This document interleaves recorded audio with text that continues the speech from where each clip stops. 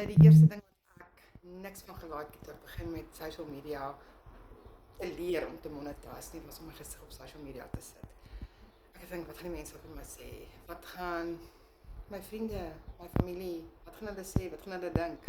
Want ek weet nog presies nie actually wat ek myself ingesit het nie. Maar vandag kan ek vir jou sê, ek is proud om my face op social media te sit met 'n program wat duisende gewone Suid-Afrikaners lewens verander. En dit is net 'n leerprogram wat vir jou die fondasie skep om vandag 'n suksesvolle online besigheid te begin. Jy hoef geen vaardighede te hê nie, ek het as 'n newbie begin.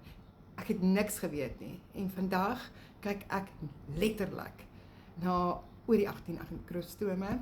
Inkomstrome beteken inkomste wat ek verdien in dollars.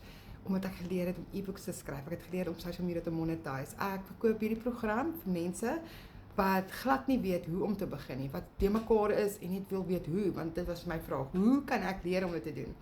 As 'n financial advisor het ek geleer om my produk te verkoop, want ek het geglo in my produk. Nou glo ek in 'n outomatiese stelsel, in 'n program, wat ek stapie vir stapie volg, as 'n beginner hier in Suid-Afrika om vir my inkomste te toon.